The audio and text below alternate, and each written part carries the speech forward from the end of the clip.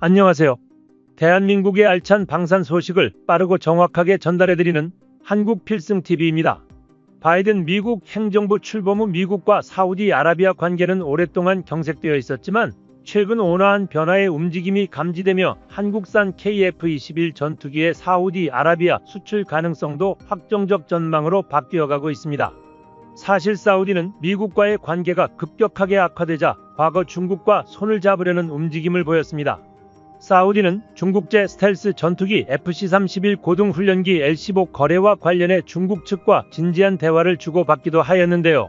사우디가 중국제 전투기를 구매하는 것은 무기 하나를 사는 것이 아닌 엄청난 정치외교적 후폭풍을 불러올 수 있는 행동이었습니다.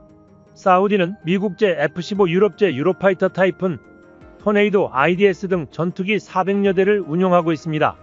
이들 전투기를 지원하는 조기 경보 통제기, 공중급유기, 방공 시스템은 모두 나토 표준 규격의 장비로 통일해서 운용 중입니다.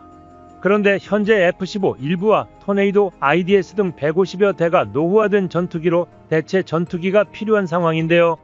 중국은 바로 이 시장을 파고들려고 했습니다.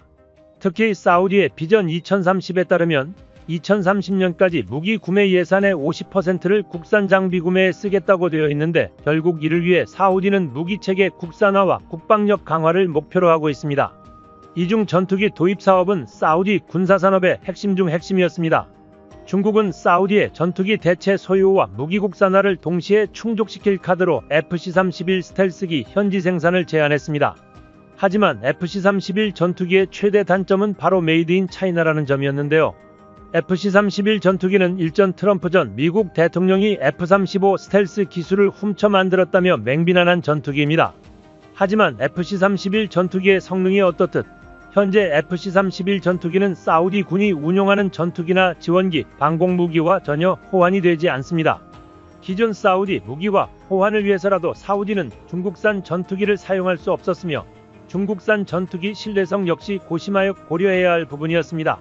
하지만 당시에는 사우디가 무기체계를 나토 표준에서 중국 표준으로 갈아치울 각오까지 하고 있었지만 미국과의 관계가 눈 녹듯 따뜻해져가는 입장에서 그럴 이유는 없습니다. 하지만 미국과 관계 개선이 되더라도 미국이 사우디를 위해 기술 이전과 현지 생산 조건까지 합의해줄 가능성은 극히 적습니다. 결국 사우디의 비전 2030을 위해서는 다른 해외 파트너와 공동개발을 추진해야 한다는 것이죠. 이에 사우디는 여러 6세대 전투기 프로그램에 참여 의사를 보였으나 거절되었습니다.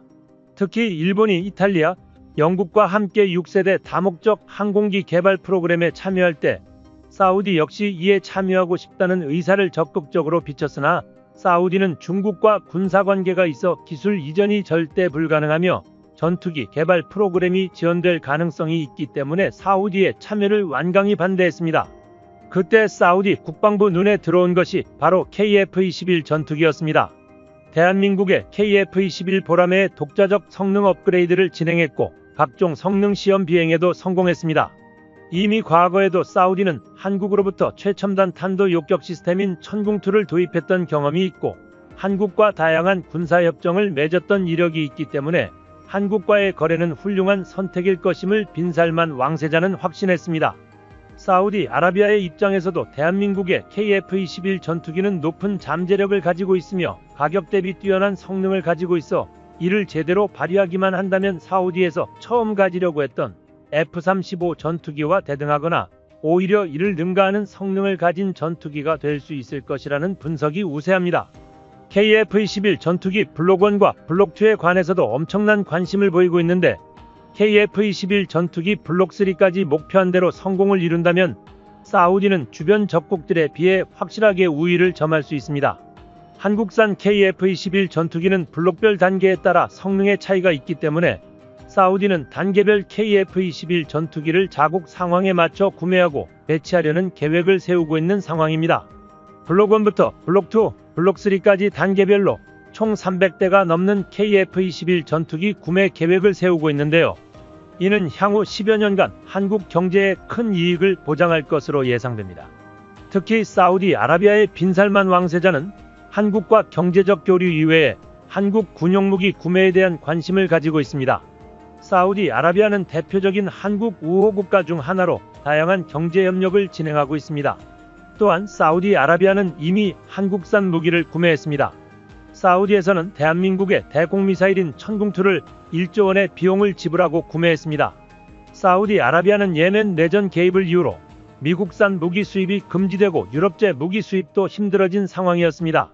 그 와중 한국과의 국방협력이 확대되면서 천궁2에 관심을 가지게 된 것입니다. 특히 사우디아라비아는 접경국인 예멘의 후티 반군으로부터 탄도미사일과 드론으로 공격을 받고 있어 무기 구입이 더욱 절실했습니다. 이를 막기 위해 구매한 요격용 미사일이 바로 천궁이었습니다. 사우디아라비아는 한국의 무기에 만족하였고 이제는 또 다른 무기 구매를 시도하려고 하고 있습니다. 특히 이란이라는 거대한 적국과의 마찰을 대비해야 하는 사우디아라비아는 지속적으로 강력한 차세대 전투기 구매를 원하고 있었습니다. 사우디는 불안한 국가 안보가 문제이지만 경제적으로는 부유한 국가입니다. 석유 수출 사업에 주력해 국가의 수출품에서 석유가 절반 이상을 차지할 정도로 석유 수출을 통해 국가 예산을 확보하고 있습니다. 실제로 한국에서 방산무기를 구매할 때도 현금 지급을 하며 석유 부국의 위험을 보였습니다. 실제로 대한민국은 KF-21 후속 기종 공동개발의 중동국가 합류가 얼마나 대단한 일인지 설명했습니다. KF-21 블록 1, 블록 2와 다르게 블록 3 혹은 6세대 전투기 개발에는 엄청난 비용이 투입됩니다. 이러한 천문학적 비용은 모든 나라들이 6세대 전투기를 섣불리 개발할 수 없도록 만들고 있습니다. 현재 산출된 6세대 전투기 개발 비용은 무려 22조 원 가량이 될 것이며 이를 감당할 수 있는 국가는 적습니다. 한국항공우주산업이 올해 초 사우디아라비아 방산전시회 WDS와 드론쇼 코리아에서 KF-21의 유인 전투기와 무인 전투기, 다목적 무인기를 융합하고 초소형 위성과 정지궤도 위성을 활용한 신개념 공중전투체계를 공개했습니다. 유무인 복합체계가 실용화된다면 조종사가 탑승한 유인기와 무인기가 함께 임무를 수행하는 멀티 운용이 가능하여 조종사의 생존 확률과 작전 효율성이 대폭 높아질 것으로 기대됩니다. 한국항공우주산업이 사우디에 6세대 전투기와 위성을 패키지로 공급하는 방안을 협의 중인 것으로 확인이 됐습니다. 사우디는 이란과 오랜 기간 중동 패권을 놓고 경쟁 중입니다. 우주를 미래 대결의 장으로 파악하고 우주기를 선점하기 위해 사활을 걸고 있습니다. 이에 한국항공우주산업 카이가 사우디에 자체 연구개발한 위성들을 역제안했습니다. 향후에 계약이 체결되면 카이는 항공에 이어서 해외 우주시장 첫 진출이라는 새 역사를 쓰게 됩니다. 당연히 동시에 미래 먹거리까지 챙기고 있는 것으로 알려졌습니다. 한국과 사우디는 카이가 만든 4.5세대 전투기인 KF-21 보라매의 후속 모델인 6세대 전투기 공동 연구 개발을 논의 중인데 카이는 여기에서 한 발 더 나아가서 사우디와 전투기의 시스템을 연결하는 차세대 네트워크, 즉 6세대 이동통신 기술인 6G가 적용된 군용위성을 연구 개발한다는 계획입니다. 한국은 이렇게 엄청난 비용이 드는 6세대 전투기 개발을 빠르게 진행하기 위해 중동의 석유부국 아랍에미리트와 사우디아라비아의 수요를 먼저 파악한 것입니다. 그 결과 중동 국가의 신세대 항공기 공동개발을 제안할 수 있었으며 다른 프로그램에 비해 KF-21 블록 3 또는 6세대 항공기의 장점인 낮은 비용, 낮은 이용, 빠른 생산 시작을 제안할 수 있었다고 했습니다. 6세대 전투기를 개발하려면 연구와 기술 개발도 중요하지만 이를 지탱해 줄 수 있는 자금이 가장 중요한데 한국은 이를 석유부국을 통해 충당하게 된 것입니다. 심지어 미국까지도 현재 6세대 전투기 개발 사업 자금으로 난항을 겪고 있습니다. 한국은 인도네시아와의 공동개발을 교훈삼아 재빨리 현금이 많은 석유부국들과 손을 잡고 자금을 확보했습니다. 이렇게 된다면 6세대 전투기 개발을 가장 늦게 시작한 한국이 오히려 개발을 가장 빠르게 마칠 수도 있게 되었습니다. 실제로 사우디는 지난해부터 KF-21 전투기에 관심을 가지기 시작했습니다. 올해 3월 사우디 국방차관은 한국을 찾아 KF-21 생산시설 국방과학연구소를 둘러보며 차세대 전투기 공동개발을 논의하기도 하였으며 사우디와 한국의 항공방산 협력 부문에서 유의미한 성과가 나타나고 있습니다. 또한 사우디가 최근 인도네시아의 이탈로 생산 KF-21 프로그램 파트너십의 공백까지 채울 수 있다는 주장이 제기되고 있는데요. 이에 인도네시아는 땅을 치고 후회하고 있습니다.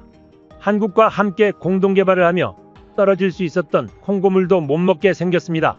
현재 인도네시아와의 관계를 살펴본다면 결국 인도네시아는 개발비 6천억 원만 분담하겠다고 태도를 바꿨습니다. 정부는 한국과 인도네시아의 관계, 인도네시아 분담금 납부를 기다릴 경우 KF-21 전체 개발 일정이 늦어질 것을 고려해 인도네시아의 제안을 수용했습니다.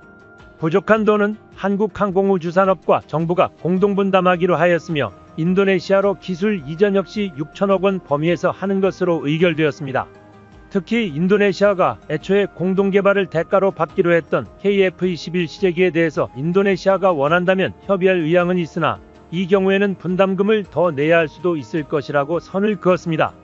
결국 인도네시아가 한국에서 받을 수 있는 기술 지원은 극히 축소될 것으로 보입니다. 그리고 그 자리를 사우디아라비아가 채워나갈 것이라는 전망이 속속 나오고 있는데요. 현재 한국은 적극적으로 KF-21 전투기의 수출을 검토하는 상황에서 사우디아라비아의 한국 전투기에 대한 관심은 호재입니다. 이제 한국이 다시 한번 잘 점검해야 할 것은 생산 라인입니다. 한국은 밀려들어오는 수출 물량에 아직 사인까지는 하지 않은 상태입니다. 첫 수출 사인이 이루어지면 바로 공장 설립이 추가적으로 진행되어야 하기 때문에 이에 대한 투자 계획을 세우며 신중을 가하고 있는 상황입니다. 한국은 KF-21 전투기는 물론 다른 전투기 생산까지 가능한 공장 증설을 계획하고 있으며 파스 시스템 강화로 인해 무인 로봇을 새롭게 투입시키는 계획을 진행하고 있습니다. 이제 한국 공군에 인도될 KF-21 전투기 기체가 먼저 생산되고 이와 동시에 혹은 이후 수출 물량 생산을 계획하고 있습니다. 더불어 원활한 수출을 위해서는 한국의 부품 국산화도 중요한 과제입니다. 부품 국산화가 100% 이루어진다면 한국 전투기 수출은 물론 자주 국방에도 큰 기여를 할 것입니다. 현재 전투기의 심장이라고 불리는 터보팬 엔진 분야는 한화에어로스페이스가 제너럴 일렉트릭사와 협업한 경험을 바탕으로 차근차근 국산화를 진행하고 있습니다. 한화에어로스페이스는 KF-21 전투기뿐만 아니라 향후 첨단 무기들을 만들기 위해 국산 엔진이 반드시 필요하다고 언급했으며 KF-21 전투기를 위해 5세대 전투기 엔진을 우리 기술로 생산하는 것이 굉장히 중요하다고 했습니다. 한화는 KF-21 전투기가 6세대로 진화할 때까지 한국 엔진 개발을 완벽히 끝내겠다는 사실을 밝혔습니다. 만약 그렇게 된다면 KF-21 전투기를 수출할 수 있는 국가가 크게 늘어날 것이라며 이로 인해 이번 에어쇼는 더욱 의미가 있었다고 밝혔습니다. 한국항공엔진사업부 전무는 우리가 언제까지 미국산 엔진을 들고 나가서 홍보하겠냐며 올해부터는 만나달라는 요청이 더욱 쇄도하고 있어 한국 방산의 글로벌 위상이 높아졌음을 느낄 수 있었다고 언급했습니다. 많은 국가 기업들이 이번 에어쇼에서 큰 관심을 가졌으며 이는 향후 수출을 위한 발판이 될 것이라고 언급했습니다. 일본이나 인도는 그동안 자체 기술로 엔진과 레이더 등 핵심 기술을 개발해 차세대 전투기를 개발하겠다고 했지만 이들은 사실상 독자 개발을 완전히 포기한 상태입니다. 미국산 엔진으로 KF-21 전투기를 빠르게 만들어내고 이제 국산 엔진 개발기까지 내놓은 한국의 놀라운 저력을 부러워할 뿐입니다. 미국 무기경제 매체에서는 KF-21 전투기 한 대당 한국 경제에 미칠 영향력을 분석한 칼럼을 투고하기도 했습니다. 칼럼 내용에는 대한민국 무기체계 연구에 대한 결과와 한미경제 협력에 대한 내용이 함께 적혀 있었습니다. 해당 칼럼에 따르면 KF-21 전투기 수출 유발 효과는 약 24조 원 이상으로 측정되며 부품 생산과 공장 주변 시설 운영 등 부가가치 유발 효과는 최소 6조 원, 한국이 최신형 전투기 기술을 보유하는 데 성공하는 기술적 파급 효과는 약 50조 원의 금액을 가져올 것이라고 언급했습니다. 이는 KF-21 전투기 개발과 양산이 완료되는 2026년부터 시작해 더 이상 외국산 전투기를 구매하지 않고 한국산 전투기를 운용한다는 조건으로 아껴지는 모든 기술적 비용을 포함한 금액입니다. 칼럼에서는 대한민국이 이미 KF-21 전투기의 경제적 효과를 보고 있다고 설명했습니다.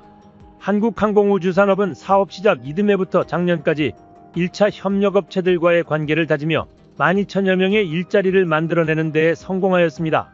특히 이러한 KF-21 전투기 경제유발 파급력에 대해 방위사업청 전투기 사업단장은 KF-21 전투기의 사업이 완료될 때까지 취업 유발효과는 12만 명에 달할 것으로 예상되며 본격적인 수출이 이루어질 시에는 해외 수출 생산 라인까지 가동되어 엄청난 인력 고용 창출 효과를 가져올 것이라고 전망했습니다. 실제로 대한민국 방사청은 KF-21 전투기의 최종 개발이 완료된다면 최소 400대에서 500대 이상의 해외 수출 잠재력이 있다고 판단했습니다.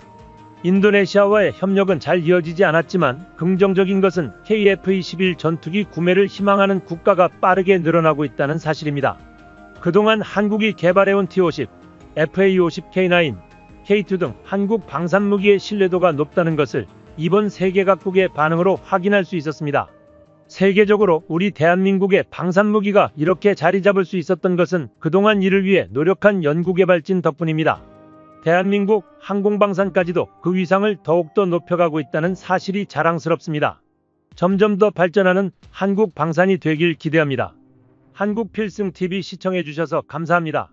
좋아요, 구독, 알림 설정 해두시면 언제나 신속하고 정확한 국방 소식 전달해드리겠습니다.